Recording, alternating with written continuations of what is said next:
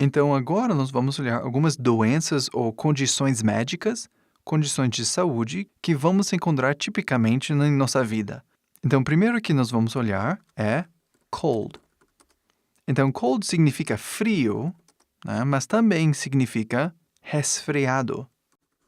Ou seja, estou com um resfriado, assim, eu estou doente, nós falamos I have a cold.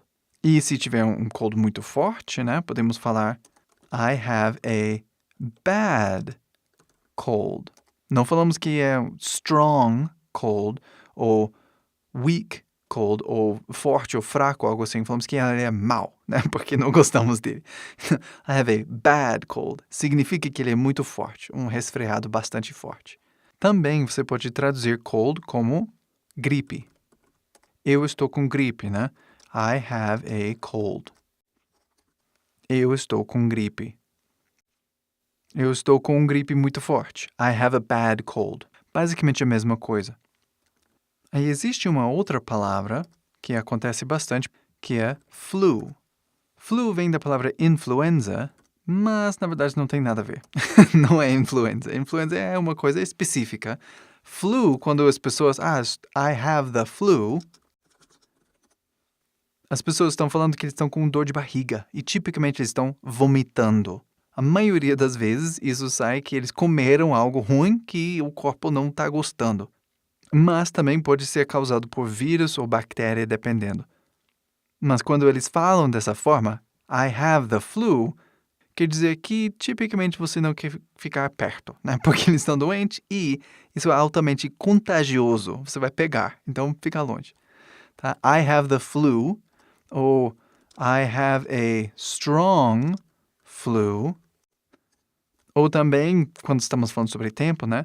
I have had the flu for a long time. Significa eu estou com o flu por muito tempo. Próximo, cut. Né? Cut, assim, pode ser cortar ou corte. Aí a palavra cut tem muitos significados, mas nessa ideia de algo comum que acontece, isso é bastante parecido com arranhos, ou algum arranho ou corte superficial na pele, de alguma forma. Você arranhou, cortou a pele, ou de alguma forma, se cortou. Aí no inglês falaremos I cut my hand. Ou podemos falar I have a cut on my leg. Dessa forma. Próximo, stomach ache. Stomach ache. Aí, stomach significa barriga, e aí ache significa dor, de alguma forma. Vê a pronúncia, está escrita um pouco estranho, né? Stomach ache, né? Faz som de K as duas vezes. Ache, essa palavra aqui. E significa dor de barriga. E exatamente o mesmo jeito que no português. Podemos falar duas maneiras, tipicamente. I have a stomach ache. Ou também, no inglês, ache é um verbo. E podemos falar my stomach is aching. Assim.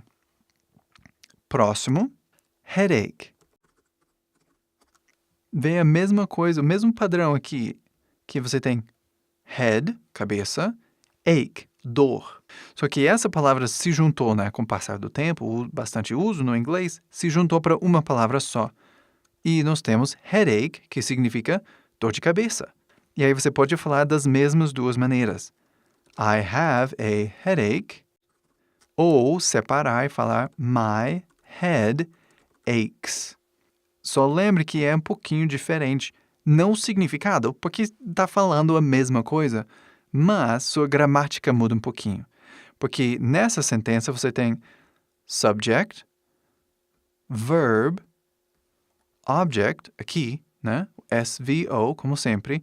E aqui você tem subject, verb.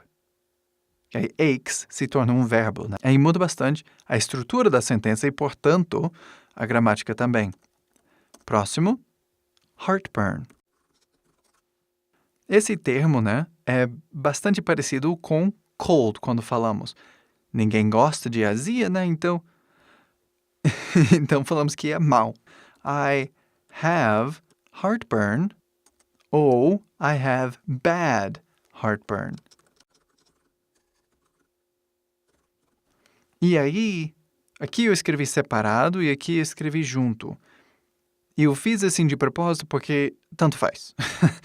Certos profissionais vão falar que tem que escrever junto. E outros profissionais vão falar, não, são duas palavras separadas, tem que escrever separado. Vai de acordo com o seu professor, seu chefe, ou de acordo com o que eles falam. Porque dependendo em quem você pergunta, eles vão falar coisas diferentes. Mas a pronúncia não muda. Heartburn. Próximo. Diabetes. Diabetes significa diabetes. E aí, diabetes é uma doença de açúcar da pâncreas e várias partes do corpo que param de funcionar corretamente e causa sensibilidade a açúcares. E aí, tipicamente, nós falamos algo assim. She has diabetes. Vê que, tipicamente, quando falamos dessas coisas, esse verbo de have é quase sempre usado para poder descrever. He has, she has, we have diabetes, ou algo dessa forma. Próximo, obesity. Obesity significa obesidade.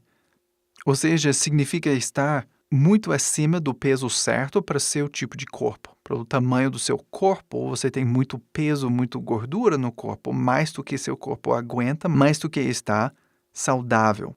Aqui, esse é um dos exemplos onde não falamos have. Uma pessoa não tem obesity. I have obesity. Não faz sentido. Aí não falamos assim, não falamos have, e usamos uma modificação da palavra que é obese. Aí falaríamos que he is obese. Aí obesity seria obesidade, obese seria obeso. Pronto? Próximo. Autism. Autism é uma condição de desenvolvimento de uma criança em que o cérebro da criança não desenvolve da maneira normal. E voltamos aqui para a expressão normal, né? He has autism. Próximo. Aí o próximo é um pouco maior, né? Duas palavras grandes, né? Gluten intolerance, que significa intolerância a glúten. Veja mais uma vez o assunto de adjetivo, que complica tudo quando você traduz. Mas só lembra que intolerance, gluten, está antes, então está descrevendo, ou modificando, ou alterando, ou afetando algo, né, do intolerance. Gluten intolerance é o tipo de intolerance que é. Aí numa sentença também falamos I have a gluten intolerance. Ou they don't have gluten intolerance.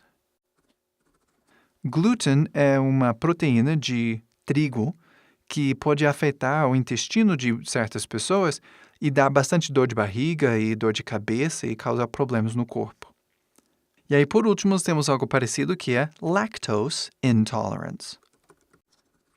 Lactose intolerance seria intolerância à lactose. Lactose é um açúcar que tem em leite. Leite de vaca, leite de cabra, qualquer tipo de leite. E aí é bastante parecido com glúten. Certas pessoas simplesmente não conseguem digerir lactose e, portanto, dá dor de barriga, dor de cabeça, eles se sentem mal, muitas vezes vomitam, etc. Se eles comerem qualquer coisa de leite, né? Queijo, manteiga, sorvete, leite puro, obviamente, não podem tomar. Aí nós podemos falar I have lactose intolerance. Mas, realmente, a maneira mais comum de falar é I am lactose intolerant. Ou seja, eu sou intolerante à lactose. Ótimo. Então, essas aqui são condições típicas e bastante comuns que você vai encontrar na sua vida quando você fala inglês.